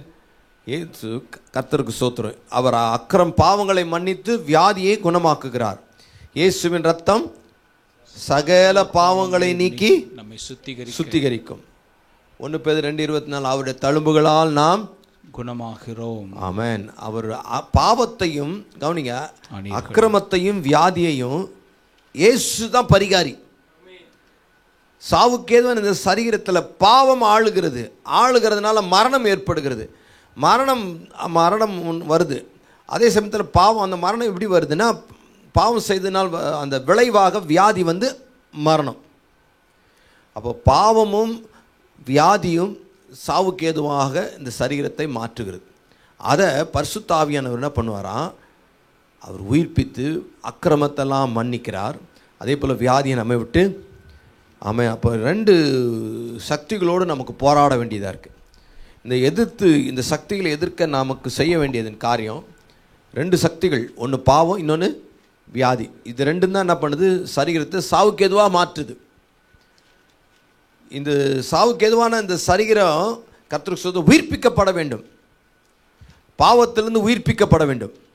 அப்போது நம்ம என்ன செய்யணும்? உயிர்ப்பிக்கிற ஆவியானவர் நமக்குள்ளே இருக்கிறார். ஆவியானவர் நமக்குள்ளே இருந்தாலும் நாம் செய்ய வேண்டிய பங்கை நாம் தான் செஞ்சாகணும். அப்போ 2 காரியம் நம்ம செய்யணும். ஒன்று, பாவத்திற்கு மறுப்பு தெரிவிச்சுக்கிட்டே இருக்கணும். ஆமென். அதுக்கு தான் அடுத்த வசனம் பாருங்க, 11-12 வாசிங்க. ஆகையால் சகோதரரே, மாம்சத்தின்படி பிழைப்பது. ஆகையால்னா என்ன அர்த்தம்? Connected word. அன்றியும், ஆகையால், மேலும் பாருங்க, ஒவ்வொன்றும் அடுத்தடுத்தவா கனெக்ட் பண்ணிக்கிட்டே வர்றாரு. அன்றியும் சொன்னார்ல, அடுத்தது ஆகையால்னா சாவுக்கு ஏதுவான உங்கள் சரீரங்களை கர்த்தர் உயிர்ப்பிப்பார். ஆகையால் சகோதரரே, மாம்சத்தின்படி பிழைக்காதீங்க. நான் மாம்சத்திற்கு கடனாளிகள் அல்ல. மாம்சத்தின்படி பிழைத்தால் நீங்க என்ன பண்ணுவீங்க? சாவீர்கள், செத்துருவீங்க. அப்ப எப்படி பிழைக்கணும்? ஆவியினாலே சரீரத்தின் செய்கைகளை அழித்தால் பிழைப்பீர்கள். நமக்குள்ள இருந்த ஆவியானவர் உதவி செய்கிறார். பாவ செயல்களுக்கு, பாவ சோதனைக்கு நோ சொல்லுன்னு உள்ள இருந்து குரல் கொடுத்துக்கிட்டே இருப்பார். அப்போ ஆவியானவரோடு இணைந்து நம்ம என்ன சொல்லணும்? பாவத்துக்கு மறுப்பு தெரிவித்துக்கிட்டே இருக்கணும். எப்போ தெரிவிக்கணும்? உடனே தெரிவிக்கணும், தெரிவித்து கொண்டே இருக்கணும். எப்பாவது எஸ் சொல்லிக்கலாமா? இல்லை. முதல்ல நோனா கடைசி வரைக்கும் நோ தான். அப்புறமா இன்னொரு சான்ஸு, அப்புறமா கேட்குறேன், இன்னொருத்தரை கேட்குறேன், எப்போ கேட்டாலும் அதுதான் பதில். அப்போது நம்ம தொடர்ந்து பாவத்துக்கு விரோதமாக மறுப்பு தெரிவித்து கொண்டே இருக்கணும். அப்போ தான் கர்த்தருடைய ஆவியானவர் நம்மளை அக்கிரமங்களை நீக்கி நம்மளை ஒரு வியாதி இல்லாத ஒரு சரீரமாக கர்த்தர் நம்மை உயிர்ப்பிக்க முடியும். ஆமென். அப்போ பாவத்துக்கு நம்ம என்ன பண்ணி ஆகணும்? நோ நோ நோ நோ நோன்னு சொல்லிக்கிட்டே இருக்கணும். யோசேப்பின் வாழ்க்கையில் கூட தியானிச்சோம்ல, அவன் அந்த சொல்லுக்கு இணங்கவே இல்லையா, முதல்ல நோ சொல்லிட்டான். அப்போது நம்ம ஒரு பாவம் ஆரம்பத்தில் ஒரு சின்ன ஒரு விதையாக இருக்கும், அப்போவே நோ சொல்லிடணும். அப்போ நோ சொல்கிற போது ஆவியானோட குரல் நமக்கு நல்லா தெளிவாக கேட்கும், புரியும், தைரியமும் இருக்கும். இல்லை கொஞ்சம் பார்த்துட்டு அப்புறமா நோ சொல்லலாம், அது என்னன்னு பார்த்துடலாம், அது என்னதான் இருக்குதுன்னு பார்க்கலாம் அப்படின்னா அவ்வளோதான், முடிஞ்சது கதை. அப்போ பாவத்துக்கு எப்போவுமே நோ நோ நோ நோ. போதை மதுபானம் பாத்திரத்தில் பளபளப்பாய் தோன்றும் போது என்ன பண்ணாத, அதை பார்க்காத. அதை பளபளப்பாக இருக்கு அப்போ பார்க்காத. இல்லை அது இன்னும் தான் பார்க்குறேன், பார்க்குறது தொடணும்னு தொடுறது அது இன்னமும் கொக்கோ கோலா இருக்குதாமே அப்படின்னு தோணும். குடிக்கிறது இன்னும் ரெண்டு போட்டுக்கலான்னு தோணும். இன்னும் 2 போட்டால் அது சும்மா இருக்காது, பரஸ்திரியை நாடுமா, அடுத்த பாவத்துக்கு கொண்டு போகும். அப்படியே போகும், அப்படியே போய் என்னை அடித்தார்கள், எனக்கு உரைத்தார்கள், எனக்கு நோகம், அப்படிதான் முடிஞ்சது கதை. அதனால தான் நீதிமொழியில் போட்டிருக்கு, அது பளபளப்பாய் தோன்றும் போதே பார்க்காத. வேசியின் உதடுகள் அப்படியே தேன் கூடு மாதிரி ஒழுகும், நல்ல மென்மையாக இருக்கும். பேச்சு ஆரம்பிக்கும் போது, பேச்சு எல்லா பாவமே ஆரம்பிக்கும் போது நான் பாவம் என்று இருக்கவே இருக்காது. இன்ஃபேக்ட் அது ரொம்ப பியூட்டிஃபுல்லாக இருக்கும், ரொம்ப அழகாக இருக்கும். ஆரம்பிக்கிற எல்லா பாவமும் நியாயமாக தான் இருக்கும் அப்படின்ற மாதிரி தான் தோணணுன்னா அது ஒரு துளி அப்படி தெரியும். பட் அப்போவே நோ சொல்லிடணும். ஆரம்பத்தில் நோ சொல்லிட்டா, மறுப்பு தெரிவிச்சிட்டிங்கன்னா ஆவியானவருடைய பலன் உங்களுக்கு கூடுதலாக இன்னும் உதவி செய்யும். ஆமென். அதுக்கு நல்ல உதாரணம் சிம்சோன். அவன் நோ சொல்லவே தெரியல, அவனுக்கு மறுப்பும் தெரிவிக்க தெரியல, ஆனால் மறைக்க மட்டும் தெரியுது. சிம்சோன் செஞ்ச பாவத்தை தாய் தவம் பண்ணிட்டு என்ன பண்ணிட்டான், மறைச்சிட்டான். அதுதான் லீடிங். அப்படியே மறைச்சி அதுக்கப்புறமா ஒவ்வொரு நாள் வந்து ஆவியானவர் அவனை விட்டு போனதை அவன் அறியாதிருந்தானாம். ஸோ பாவத்துக்கு எப்போவுமே என்ன பண்ணிக்கிட்டே இருங்க, நோ சொல்லிகிட்டே இருங்க. கலாத்தியர் 5:16 பின்னும் நான் சொல்லுகிறது என்னவென்றால் ஆவிக்கேற்றபடி நடந்து கொள்ளுங்கள், அப்பொழுது மாம்ச இச்சையை நிறைவேற்ற மாட்டீர்கள். ஆமென். ஆவி மாம்சத்துக்கு விரோதமாகவும் மாம்சம் ஆவிக்கு விரோதமாகவும் இச்சிக்குது. இது ரெண்டும் ஒரே போராட்டம், ஆவிக்கும் மாம்சத்துக்கும் போராட்டமாக இருக்குது. அப்போ மாம்சத்தின் செயல்களை எப்போ அழிக்க முடியும்? ஆவியினாலே, பரிசுத்த ஆவியானுடைய உதவியினாலே, வல்லமையின் ஆவியினாலே, நமக்குள்ளே இருந்து செயலாற்றுகிற வல்லமையினான ஆவியானவராலே மாம்சத்தின் செயல்களை என்ன பண்ண முடியும், நம்மால் அழிக்க முடியும். பரிசுத்த ஆவியில் நிரம்பி அதை நம்மால் அழிக்க முடியும். ஆவியானவரோட சத்தத்தை கேட்டு அதை செய்யும்படி நோ சொல்லும் போது நிச்சயமாக ஆவியானவர் நமக்கு உதவி செய்கிறார். ஆமென். ஆவியான அந்த மாம்சத்தின் செயல்களை அழிக்கும்படிக்கே நமக்குள்ளே இருக்கிறார், அந்த கிரியைகளை அழிக்கும்படிக்கே. ஸோ பாவம் சாவுக்கேதுவான சரீரங்களை பாவம் ஆளாதபடிக்கு கர்த்தருடைய ஆவியானவர் இந்த சரீரத்தை உயிர்ப்பிக்கணும்னா மாம்சத்தின் செயல்களை என்ன பண்ணுவார், அழிக்கிறார். ஆமென். அப்போ நாம் என்ன சொல்லணும், ஆவியினாலே பாவத்துக்கு நோன்னு சொல்லிகிட்டே இருக்கணும். ரைட். அடுத்தது வியாதிக்கு எதிர்த்து நில்லுங்கள். சாவுக்கு ஏதுவான அந்த சரீரத்தில் ஒன்று பாவம், இன்னொன்று அதன் விளைவாக வியாதி ஆளுகுது. ஆள விடக்கூடாது, வியாதி கூட ஆளக்கூடாது. ஏனென்றால் இது யாருடைய ஆலயம்? தேவ ஆலயத்தை கெடுத்தால் தேவன் அவனை கெடுப்பார். அப்போ இந்த சரீரத்தில் வியாதியை வச்சுக்கலாமா? சிலர் பரவாயில்ல இருக்கட்டும், போனப்போ அட்ஜஸ்ட் பண்ணிக்கலாம். அட்ஜஸ்ட் பண்ணியே வாழக்கூடாது. ஆமென். அதுக்கு எதிர்த்து நில்லுங்க. ஆவின் பலத்தினால என்று வியாதியை எதிர்த்து நிற்க கூடவே கூடாது. பரிசுத்தாவின் பலம் இல்லாமல் உங்களால் வியாதி என்ன பண்ண முடியாது, ஏற்று நிற்கிறீங்க, லுக்குன்னா அப்புறம் போட்டுன்னு போயிடுவீங்க. தேவ ஆவியின் வல்லமையினால் எதிர்த்து நிற்க முடியும். அப்போஸ்தலர் 10:38 நசரேயனாகிய இயேசுவை தேவன் வல்லமையினாலும் அபிஷேகம் பண்ணினார். ஆவியினாலும் வல்லமையினாலும் அபிஷேகம் பண்ணினார். தேவன் அவருடனே கூட இருந்தபடியால் அவர் நன்மை செய்கிறவராயும் பிசாசின் வல்லமையில் அகப்பட்ட யாவரையும் குணமாக்குகிறவராயும் சுற்றித் திரிந்தார். பிசாசின் பிடியில் அகப்பட்ட யாவரையும் குணமாக்குகிறவராய் சுற்றித் திரிந்தார். அப்போ ஆவியினாலும் வல்லமையினாலும் அபிஷேகம் பண்ணப்பட்டதுனால அவர் பிசாசின் பிடியில் அகப்பட்ட வியாதியஸ்தர் இடத்துல கொண்டு வந்த வியாதியஸ்தர் யாவரையும் இயேசு சுகமாக்கினார். விரல்களினாலே பிசாசுகளை துரத்தினார். ஆவியானுடைய பலத்தினால் அதை செய்தார். கர்த்தருக்கு ஸ்தோத்திரம். அப்போது நம்ம வியாதியை நம்ம என்ன பண்ணணும்? எதிர்த்து நிற்கணும். வியாதியை எதிர்த்து நிற்கணும். கர்த்தருக்கு ஸ்தோத்திரம். இயேசு ஜுரத்தை கடிந்து கொண்டார். மத்தேயு எழுதின சுவிசேஷ புத்தகம் 8வது அதிகாரம் 1-17 வரைக்கும் வாசிங்கன்னா மனிதனுடைய வியாதியை அங்கே சுகமாக்குகிறார். முதல்ல குஷ்ரோகி, அப்புறம் 100க்கு அதிபதியினுடைய 14-16 வரைக்கும் வாசிங்க. முழுசும் வாசிக்க டைம் இல்லை. இயேசு பேதுருவின் வீட்டிலே வந்து அவன் மாமி ஜுரமாய் கிடக்கிறதை கண்டார். ஆமென். பேதுருவின் வீட்டில் வந்து மாமிக்கு ஜுரமாக்குறத பார்க்க இயேசுவால் பொறுக்க முடியலப்பா. அதனால அவள் கையை தொட்ட உடனே ஜுரம் அவளை விட்டு நீங்க அவள் எழுந்திருந்து அவர்களுக்கு பணிவிடை செய்தாள். அஸ்தமனமான போது பிசாசு பிடித்திருந்த அநேகரை அவரிடத்தில் கொண்டு வந்தார்கள். அவர் அந்த ஆவிகளை தமது வார்த்தையினாலே துரத்தி பிணியாளிகள் எல்லாரையும் சுஸ்தமாக்கினார். ஆமென். பிணியாளிகள் எல்லாரையும் சுஸ்தமாக்கினார். பிணியாளி சிலரை சுஸ்தமாக்கினார். அப்போ வியாதிகளை கடிந்து கொண்டார். குருடும் செவிட்டுமான ஊமையுமான ஆவியே விட்டு போ, ஜுரமே போ அப்படின்னு சொல்லி இயேசு அந்த வியாதிகளை எதிர்த்து நின்றார். கர்த்தருக்கு ஸ்தோத்திரம். இன்னைக்கு அவருடைய தழும்புகளால் நாம் என்ன பண்றோம்? சுகமடைகிறோம். வார்த்தை அப்படி சொல்லுகிறது. இயேசு நமக்காக தழும்புகளை ஏற்றுக்கொண்டார். இப்போ பரிசுத்த ஆவியானவர் நமக்கு அதை ஞாபகப்படுத்தி அதை ஆவியான நமக்குள்ள இருந்து நீயும் கடிந்து கொள் உனக்கு வர்ற வியாதியை. இந்த சரீரத்தில் சாவுக்கேதுவான இந்த சரீரத்தில் கர்த்தருடைய ஆவியானவர் உயிர்ப்பிப்பார். ஒரு புது செல்ஸை உயிர்ப்பிப்பார். கேன்சர் கிருமிகளை கொல்லவும் புதிய செல்களை உருவாக்கவும் உயிர்ப்பிக்கவும் தேவனால் கூடும். ஆமென். அப்போ எந்த சரீரத்தில் எந்த வியாதியை நம்ம என்ன பண்ணக்கூடாது? ஆளை விடக்கூடாது. கர்த்தருக்கு ஸ்தோத்திரம். அதை நம்ம எதிர்த்து நிற்கணும். இந்த சாவுக்கு ஏதுவான சரீரத்தில் 2 காரியம் ஆளுதுன்னு சொன்னோம். ஒன்று பாவம், அதன் விளைவாகிய வியாதி. அப்போ 2த்தையும் நம்ம என்ன பண்ணோம்? எதிர்த்து நிற்கும்போது வல்லமையின் ஆவியான நமக்கு உதவி செய்கிறார். ஆமென். உங்களுக்கே விருப்பம் இல்லைன்னா ஆவியான உதவி செய்ய முடியாது. நீங்களே இருக்கட்டுங்க அப்படின்ட்டிங்கன்னா ரைட் போய் வச்சுக்கோ, ஒன்றும் பிரச்சனை இல்லை.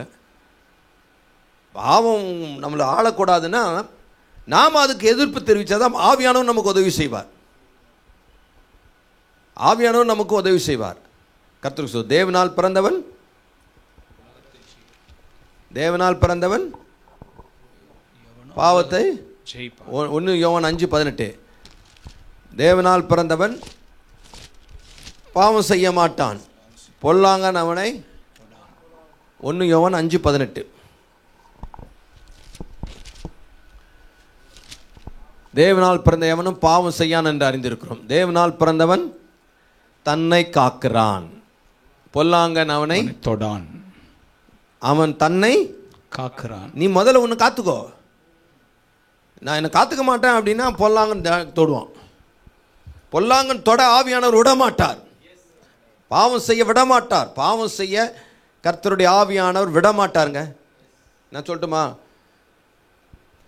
அபிமெலேக்கு சாரால கூட்டின்னு போய் வச்சுக்கினான். அப்படி கூட எப்படி வச்சான்? உத்தம இருதயத்தோ வச்சாரான் அவர். ஆனால் அவளை தொடறதுக்கு விடவில்லைங்க. அவன் பாவம் செய்யாதபடிக்கு நான் தடை செய்தேன், தடுத்தேன். நான் உன்னை தடுத்தேன் பாவம் செய்யாதபடிக்கு.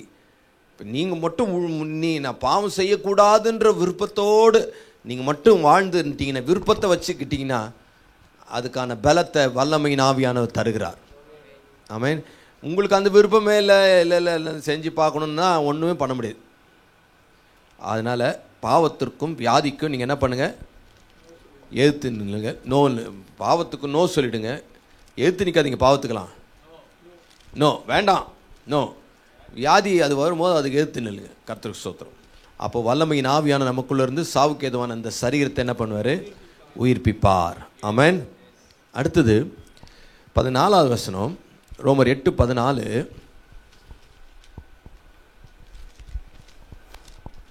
மேலும் எவர்கள் தேவனுடைய ஆவியினால் நடத்தப்படுகிறார்களோ அவர்கள் தேவனுடைய புத்திரராய் இருக்கிறார்கள். ஆமென். எவர்கள் தேவனுடைய ஆவியினால் நடத்தப்பட வேண்டும். ஆமென். தேவ ஆவியினால் நிரப்பப்படுறது ஒரு அனுபவம், நடத்தப்படுறது ஒரு அனுபவம். நடத்தப்படுகிறார்களோ அவர்களே தேவனுடைய புத்திரரார்கள். அவருடைய நாமத்தின் மேல் விசுவாசம் உள்ளவர்களாய் அவரை ஏற்றுக்கொண்டவர்கள் தேவனுடைய பிள்ளைகளாக இருக்கிறான். யோவான் 1:12 தேவனுடைய பிள்ளைகளாக இருக்கிறோம். இங்கே ரோமர் 8:14 தேவனுடைய புத்திரரா இருக்கிறார். அப்ப தேவனுடைய பிள்ளை என்னன்னா, தேவனுடைய புத்திரர் என்ன, ரெண்டு ஒன்று தான். தேவனுடைய பிள்ளைன்னா பிள்ளை, புத்திரர்னா பெரிய பிள்ளைங்க. இங்கிலீஷில் பாச sons of God, children of காட்னு இருக்கும். ஆங்கிலத்தில் படிச்சிங்கன்னா ரொம்ப ஈஸியாக இருக்கும். யோவான் 1:12 சில்ட்ரன் ஆஃப் காட்னு இருக்கும். ரோமர் 8:14 சன்ஸ் ஆஃப் காட், பையன் என்னாடும். புத்திரர்கள் வளர்ந்துரு. பிள்ளைகள் ஸ்லாக்கியத்துக்குரியவர்கள். பிள்ளைகள் ஸ்லாக்கியத்துக்குரியவங்க. அவங்க பாராட்டுக்கும் கொஞ்சலுக்கும் பராமரிப்புக்கும் பாதுகாப்பிற்கும் அல்லது அவங்கள கடலிங், அதாவது கொஞ்சறதுக்கு, அவங்கள தூக்குறதுக்கு, அதுக்கெல்லாம் நான் அந்த ஸ்லாக்கியெல்லாம் பெருகிறவர்கள். ஆமாம், அது என்ன தப்பு பண்ணாலும் பெருசாலாம் ஐயோ குழந்தைடான்னு. ஆனால் புத்திரர்கள் ஸ்லாக்கியமும் இருக்குது, அதே சமயத்தில் கூடுதல் பொறுப்பும் இருக்குது. அப்போ நீங்கள் பிள்ளைகளாகவே இருக்கக்கூடாது. பிள்ளைகள் என்ன வரணும்? அப்போ புத்திரர்கள்னா யார்? தேவாவியினால் நடத்தப்படுகிறது. தீர்க்கதரிசியால் இல்லை, பாஸ்டரால் கூட நடத்தப்படக்கூடாது, ஊழியக்காரங்களால் நடந்தது. தேவாவியினால் ஒவ்வொருவரையும் நடத்தணும். அப்போ அந்த ஒவ்வொருவரையும் நடத்துவதற்கு தேவ ஆவியான நமக்கு உதவி செய்கிறார். இது வழி நடத்தும் ஆவி, கைடிங் ஸ்பிரிட். 5வது கைடிங் வழி. பரிசுத்த ஆவி நமக்குள்ள இருந்து என்ன பண்றாரு? வழி நடத்துகிறார். நாம் நடக்க வேண்டிய பாதையை காண்பிக்கிறார், நடக்க வேண்டிய பாதையில நம்மை நடத்துகிறார். ஆமென். கர்த்தருக்கு ஸ்தோத்திரம். ஆவியானவர் வழி நடத்தும் ஆவியாக நம்மோடு இணைந்து தமது திட்டங்களை நம்மோடு பகிர்ந்து கொள்கிறார். ஆவியானவர் நம்மோடு இணைந்து அவருடைய திட்டங்களை நம்மோடு கூட பகிர்ந்து கொள்கிறார். அதை புரிந்து கொண்டு அவரோடு இணைந்து செயல்படும் போது நாம் புத்திரராக காணப்படுவோம். பரிசுத்த ஆவியானவருடைய திட்டங்களை புரிந்துக்கிட்டு, பரிசுத்த ஆவியானவருடைய வழி நடத்துதலை புரிந்துக்கிட்டு, அவர் வழி நடத்துகிறபடி நாம் நடக்கும் போது நாம் புத்திரர். பிள்ளைகள்னா என்ன பண்ணோம்? முழுக்க முழுக்க டிபெண்ட் பண்ணியே வாழ வேண்டியிருக்கு. புத்திரர்னா அவங்களுக்கு பொறுப்பு அவங்களே நடக்க ஆரம்பிக்கிறான். ஸோ நம்ம அப்படி வாழணும். இந்த வழிநடத்தல் வாழ்வின் பல பகுதிகளில் நமக்கு தெரியும். யோவான் 16:14 வாசித்தீங்கன்னா, ஜான் 16:14 அவர் என்னுடையதில் எடுத்து உங்களுக்கு அறிவிப்பதனால் 13 சத்திய ஆவியாகிய அவர் வரும்போது, சத்திய ஆவியாகிய அவர் வரும்போது சகல சத்தியத்துக்குள்ளும் உங்களை நடத்துவார். சகல சத்தியத்திற்குள்ளும் உங்களை அவர் நடத்துவார். ஆமென். கர்த்தருடைய ஆவியானவர் சகல சத்தியத்திற்குள்ளும் நம்மை நடத்துவார். ஆமென். இது தேவனுடைய அறிவுக்குள்ளாக நம்மை நடத்துகிறார். சகல நமக்குள்ள இருந்து நவமான இதை தருகிறார். ஆவியை, புதிய ஆவியை கர்த்தரோடு தருகிறார். இருந்து நமக்குள்ளே இருந்து நமக்குள்ளறையே அது போதிக்கிறார். சகல சத்தியத்திற்குள்ளும் நடத்துகிறார். 1 யோவான் 2:27 நினைக்கிறேன். அந்த அபிஷேகம் உங்களை போதிக்கும். 1 யோவான் 2:27 நீங்கள் அவராலே பெற்ற அபிஷேகம் உங்களில் நிலைத்திருக்கிறது. ஒருவரும் உங்களுக்கு போதிக்க வேண்டுவதில்லை. அந்த அபிஷேகம் சகலத்தையும் குறித்து உங்களுக்கு போதிக்கிறது. அந்த அபிஷேகம் சகலத்தை குறித்து, ஆவியானவர் நமக்குள்ள இருந்து சகலத்தை குறித்து போதிக்கிறார், நடத்துகிறார். சகல சத்தியத்திற்குள்ள கர்த்தர் நம்ம என்ன பண்றாரு? மேய்ச்சல் உள்ள இடங்கள்ல நடத்துகிறார், புல்லுள்ள இடங்கள்ல நடத்துகிறார், சகல சத்தியத்திற்குள்ள நடத்துகிறார். இப்போ இந்த ஆவியானவர் நடத்துகிறார் என்கிற அந்த நடத்துதலை நாம் புரிந்து கொள்ள வேண்டும். புரிந்து கொண்டு அதை நடத்துவார். அந்த சத்திய ஆவியானவர் அவர் வழி நடத்துகிற ஆவியானவர். நமக்கு பாதை எங்கே நடக்கணும்னு தெரியல, அப்படின்றப்போ இந்த பாதையில் நடக்கும்படி அவர் நடத்துகிற சகல, அது தேவனுடைய அறிவாக இருக்கு. தேவனை குறித்த அறிவில் அது நம்மை நடத்துகிறார். 1 கொரிந்தியர் 6:11 கர்த்தராகிய இயேசு கிறிஸ்துவின் நாமத்தினாலும் உங்களில் சிலர் இப்படிப்பட்டவர்களாய் இருந்தீர்கள். ஆயினும் கர்த்தராகிய இயேசுவின் நாமத்தினாலும் நமது தேவனுடைய ஆவியினாலும் கழுவப்பட்டீர்கள். ஆமென். ஆவியினாலும் நீங்கள் என்ன பண்ணப்பட்டீர்கள்? கழுவப்பட்டீர்கள், பரிசுத்தமாக்கப்பட்டீர்கள், நீதிமான்களாக்கப்பட்டீர்கள். அப்போ ஆவியானவர் நம்ம என்ன பண்றாராம்? பரிசுத்தத்துக்குள்ளாக நடத்துகிறார். சுத்திகரிப்பின் ஆவியானவர். ஐ திங்க் ஏசாயா 4:4 நினைக்கிறேன். அது வாசித்துருங்க. அதையும்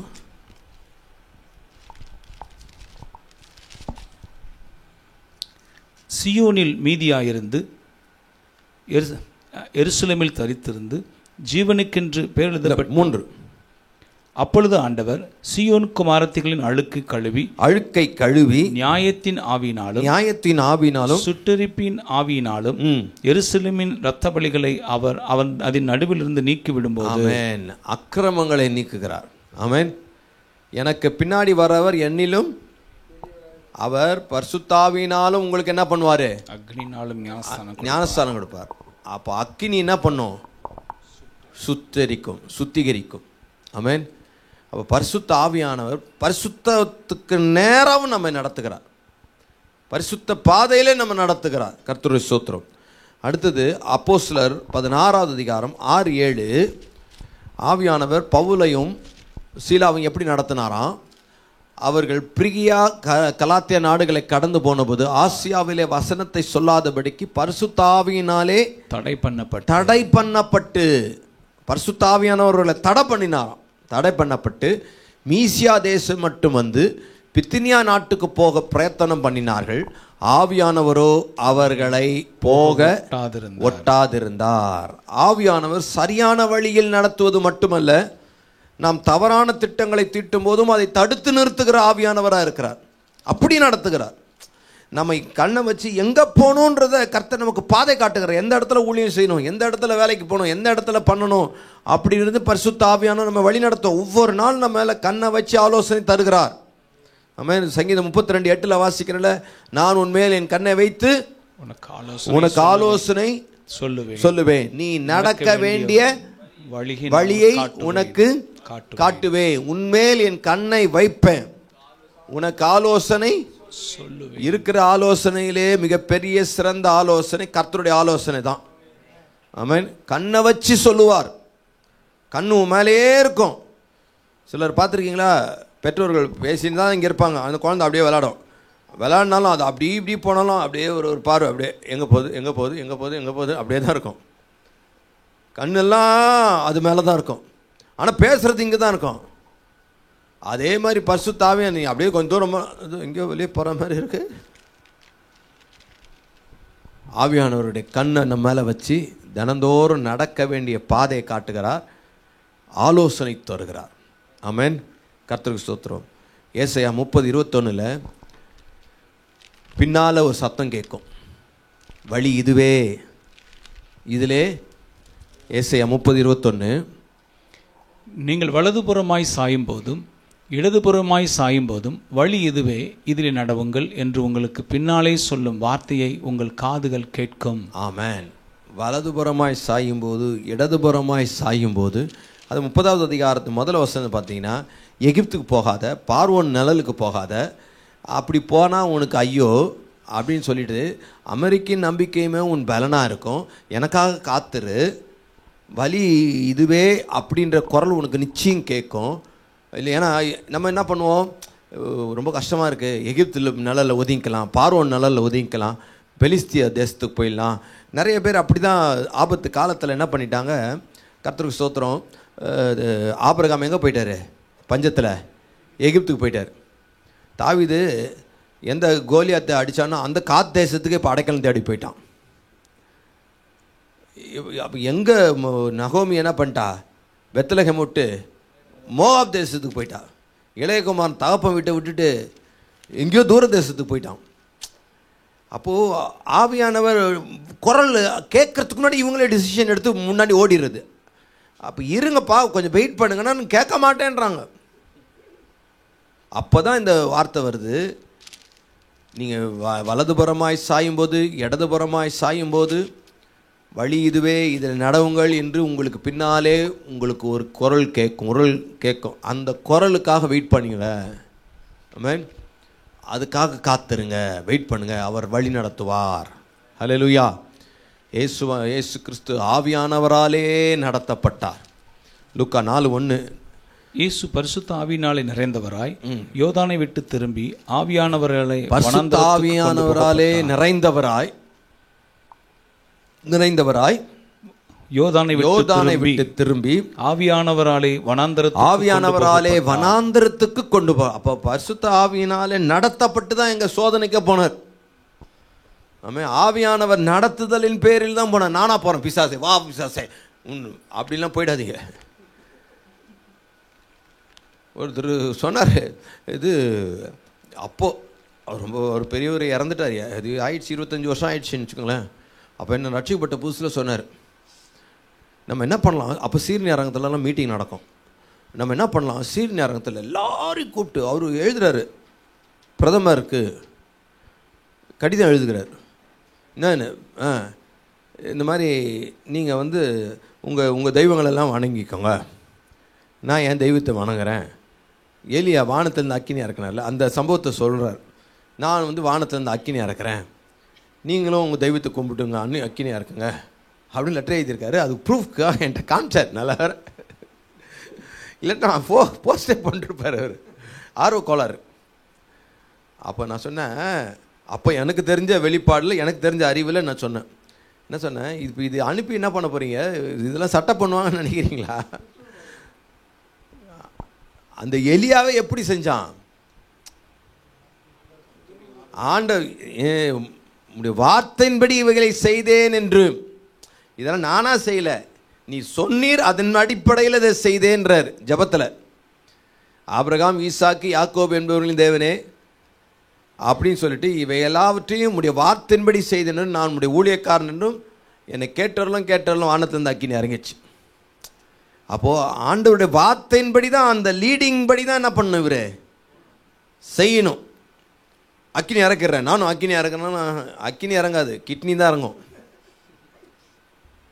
அதனால் சொல்கிறேன், ஆவியானவர் நடத்தாமல், சிலர் ஆவியானவர் நடத்தாமல் நிறைய காரியங்களை போகிறான், இவங்க மாம்சத்தில் செயல்பட்டு போகிறாங்க. சில இடங்களில் பார்த்திங்கன்னா அது வெக்கமாகிடுது. மரித்தோர்லேருந்து உயிரோடு எழுப்ப போகிறேன், செத்து போன உடம்பை வச்சுக்கின்னு ரைஸ் கமான் கமான் கமான். கவனிங்க, இயேசு மரித்தோர்லேருந்து உயிரோடு எழுப்பியிருக்கிறார். அதில் மிக முக்கியமாக லாஸ்ட் காரியங்களை பார்க்குறோம். வியாதியாக இருக்கும்போது இயேசு போல, ஏன்னா அவர் ஆவியானவரால் நடத்தப்பட்டார். இந்த வியாதி மரணத்துக்கு எதுவாக இருக்குது, பிதாவின் நாமம் மகிமைப்பட போகிறது அப்படின்ட்டு 4 நாள் கழித்து போனார், உயிர் தெழுந்து. அதே போல் ஒரு 400 விதவையின் மகன்,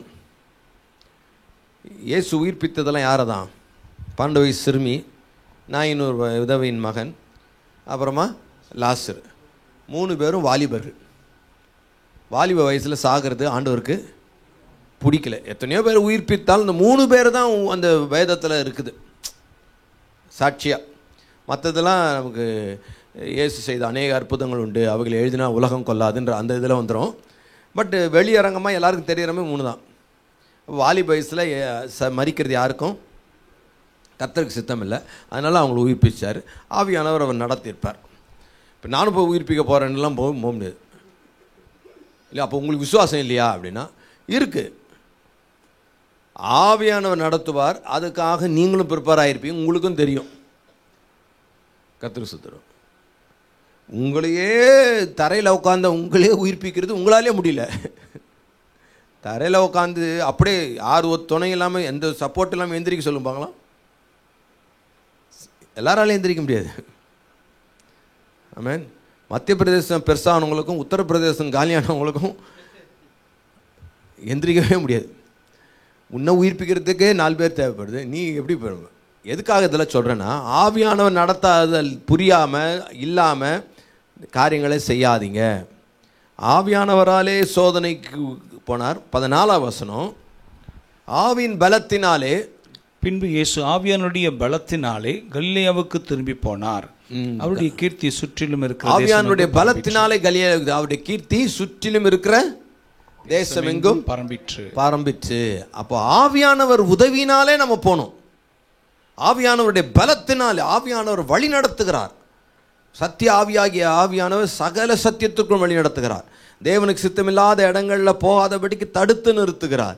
சித்தமான இடத்தை பாதை காண்பித்து நடத்துகிறார். கர்த்தருக்கு ஸ்தோத்திரம். ஒரு இடத்தை காண்பித்து நடத்துகிறார். அப்போது நம்ம என்ன பண்ணணும்? அந்த வழி நடத்துதலை புரிந்து கொள்ளணும். நமக்குள்ள வழி நடத்தும் ஆவியானவராய் பரிசுத்த ஆவியானவர் இருந்து செயல்படுகிறார். ஆமென். கிறிஸ்துவின் ஆவியானவராக இருக்கிறார். நாம் கிறிஸ்துவின் உடையவர்கள் என்ற அடையாளத்தை சொல்வதற்காக, அதை நிரூபிப்பதற்காக அவருடைய பிரசன்னத்தின் மூலமாய் அதை நிரூபிக்கிறார். அடுத்ததாக 4வதாக சொன்ன வல்லமையின் ஆவியானவர் உயிர்ப்பிக்கிறார். வியாதியிலிருந்து சரீரத்தை உயிர்ப்பிக்கிறார். அதே சமயத்தில் பாவம் ஆளாதபடிக்கு கர்த்தருடைய ஆவியானவர் நம்மை உயிர்ப்பிக்கிறார். ஆமென். அடுத்ததாக வழி நடத்தும் ஆவியானவர். வழி நடத்தும் ஆவியானவர் சகல சத்தியத்திற்குள்ளே நம்மை வழி நடத்துகிறார். மாத்திரமல்ல, பரிசுத்த பாதையிலே நம்மை வழி நடத்துகிறார். போக வேண்டிய பாதையை கண்ணை வச்சு ஆலோசனை கொடுக்கிறார். அதே சமயத்தில் சில நேரங்களில் தவறான பாதைக்கு, தவறான திட்டங்களுக்கு போகும்போது தடுத்து நிறுத்துகிறார். பேலையாம் போகும்போது கழுதைக்கு முன்னாடி தேவதூதன் நின்னார். நின்னதை கழுதை பார்த்துச்சு, இவன் தான் பார்க்கல. இதெல்லாம் ஒரு சின்ன சின்ன சைனுங்க. நம்ம செய்ய போகிற காரியத்தில் சில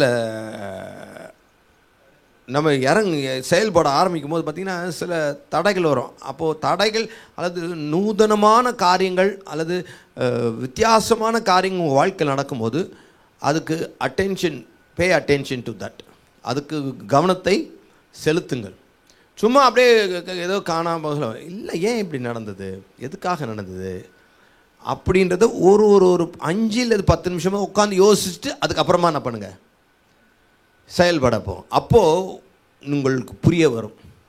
இந்த பீலையம் அப்படிலாம் புரிஞ்சுக்கல. கழுதையை போட்டு அடிக்கிறான், 3 தடவை அடிச்சிட்டான்.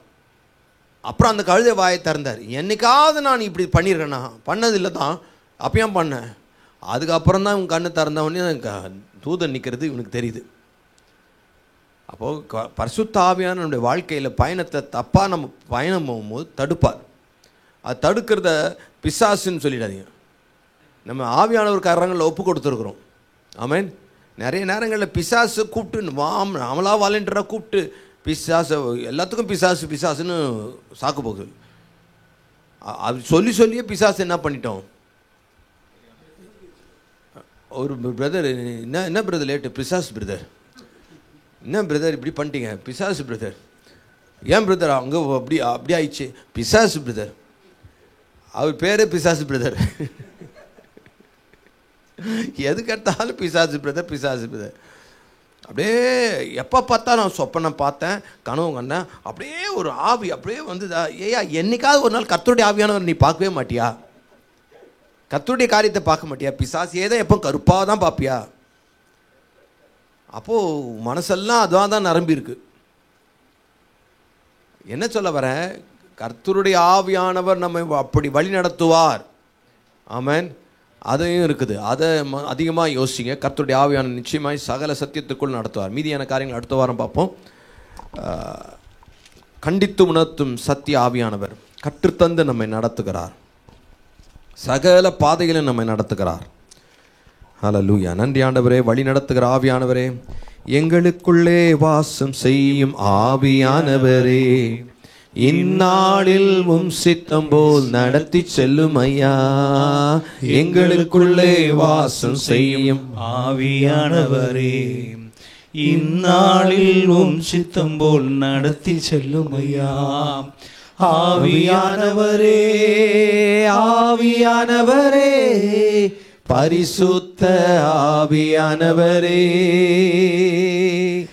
ஆவியானவரே, ஆவியானவரே, பரிசுத்த ஆவியானவரே. ஆண்டவரே, எங்கு செல்ல வேண்டும், என்ன சொல்ல வேண்டும், வழி நடத்தும் எங்கள் ஆவியானவரே. நீர் விரும்பாத இடத்துக்கு போகாதபடிக்கு தடுத்து நிறுத்தும் ஆவியானவரே. ஆண்டவரே, எங்களுக்கு வழி நடத்துகிற ஆவியானவர் நீர் எங்களுக்குள்ளிருந்து வாசமாயிருந்து எங்களை சகல சத்தியத்திற்குள்ளும் வழி நடத்துவீராக. சகல காரியங்களை எங்களுக்கு போதிப்பீராக. தேவனை குறித்த அறிவிலே நீர் நடத்துகிற கிருபைகளுக்காக நன்றி செலுத்துகிறோம். அதே போல பரிசுத்த பாதையிலே எங்களை நடத்துகிற கிருபைக்காக நன்றி செலுத்துகிறோம். நீர் விரும்பாத பாதையிலே நாங்கள் போகும்போது தடுத்து நிறுத்துகிற ஆவியானவரே, நீங்கள் விரும்புகிற பாதையும் எங்களுக்கு காண்பிக்கிற ஆவியானவரே, எங்களுக்கு உதவி செய்யும்படியா நாங்கள் ஒப்பு கொடுக்கிறோம்ப்பா. ஆண்டவரே தகப்பனே, வல்லமையின் ஆவியானவர் எங்கள் சாவுக்கு ஏதுவான சரீரங்களை உயிர்ப்பிக்கிறீர். இந்த பாவம் ஆளாதபடிக்கு இந்த பாவத்தை நாங்கள் நோ சொல்லும்போது எங்களோடு இணைந்து நீரும் அதை மாம்சத்தின் செயல்களை அழித்து போடுகிறீர். ஆண்டவரே கர்த்தாவே, அதற்காக ஸ்தோத்திரம். அதே போல வியாதியை நாங்கள் எதிர்த்து நிற்கிறோம், வியாதியை கடிந்து கொள்கிறோம். சாவுக்கு ஏதுவான சரீரங்களை வியாதி ஆளாது இருக்கட்டும் இயேசுவின் நாமத்தினால. ஆண்டவரே, கிறிஸ்துவின் ஆவியானவர் எங்களுக்கு அடையாளம் காணும்படிக்கு எங்களுக்குள்ளே இருக்கிறீர். நாங்கள் தேவனுக்குரியவர்கள், தேவனுக்கு சொந்தமானவர்கள். எங்களுக்குள்ளார ஒரு அச்சாரம் என்னும் ஆவியை நீ தந்திருக்கிறீர். முத்திரையாய் போடப்பட்டிருக்கிறோம். நாங்கள் உலகத்துக்கோ பிசாசுக்கோ சொந்தமானவர்கள், நாங்கள் உமக்கு சொந்தமானவர்கள் என்கிற அடையாளத்தை எங்களுக்குள்ளே தந்திருக்கிறீர். அதற்காக நன்றி ஆண்டவரே. உம்முடைய நாமம் மகிமைப்படட்டும். தடைகளெல்லாம் நீங்கள் இந்த 3 ஆவியானவருடைய காரண பெயர்களும் உதவிகளையும் நாங்கள் படிக்க தியானிக்க கர்த்தர் கொடுத்த கிருபைகளுக்காக நன்றி. இதன் செயல்பாடுகளை நன்கு புரிந்து ஆவியானவருக்கு விட்டு கொடுத்து ஆவியானவர் வழியின்படியே நாங்கள் நடக்க, வழி இதுவே, இதில் நடவுங்கள் என்கிற சத்தம் எங்கள் கேட்கும் வரை நாங்கள் பொறுமையாக இருக்க கர்த்தர் கிருபை தரும். காத்துக்கொள்ளும், ஆசீர்வதி. தடைகள் நீங்கட்டும். பரிசுத்த ஆவியானவரே, உம்முடைய கரங்களில் எங்களை ஒப்பு கொடுத்து ஜெபிக்கிறோம். எல்லா துதியும் உமக்கே செலுத்துகிறோம். இயேசுவின் நாமத்தில் ஜெபிக்கிறோம் நல்ல பிதாவே. ஆமென், ஆமென். God bless you. கர்த்தர் உங்களை ஆசீர்வதிப்பாராக.